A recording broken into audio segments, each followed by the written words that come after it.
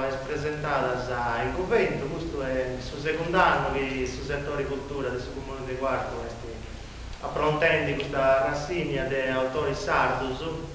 Noi in sul luogo adatto una manifestare di oggi che sia senza biblioteca di lingua di minoria, comunque adesso sardo, delle altre lingue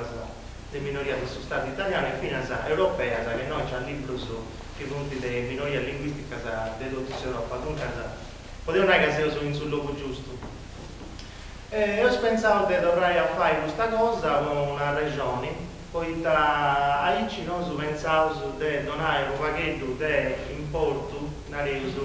ai quei autori coraggiosi e attribuiti che si a scrivere in sardo.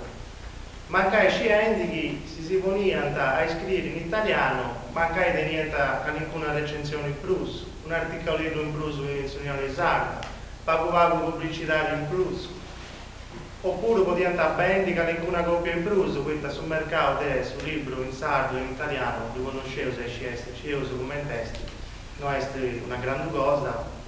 poi non verità, eppure questi attori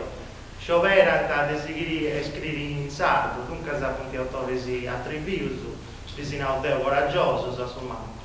Poi questo noi ci causa di si donare una giudice, questo si aspetta di si competiti, di donare poco importanza, per fare bene e conoscere su chi vanti, posso bene di questa lingua sarda. E insomma questo secondo anno si affrontava questa rassegna, hanno conti tre appuntamenti, sta cenava per sempre 5 mesi, sempre noi. Su primo è poi questa raccolta dei libri in sardo, di uomini e femmine di cabali. Sta gita quinta da tenere a Franca Marcialisi, che è una maestra di scuola che ha fatto un lavoro bello meglio in scuola, con i spippiusi, e che ha pubblicato un libro di conti, che si ne racconta, appunto. E a l'ultima cenava da tenere un autore di Quarteso, con un stimato meda, studioso,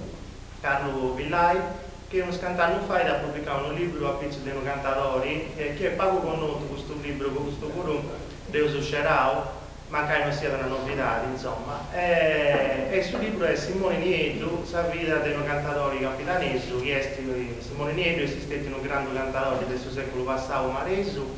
che a pro di essere grande cantatore tenia una vita che pare di un romanzo, quindi andava fatto di Donna Genia, pensando su Carlo Pillai da dedicare questo libro, che è tutto di leggi ed intende e disintende.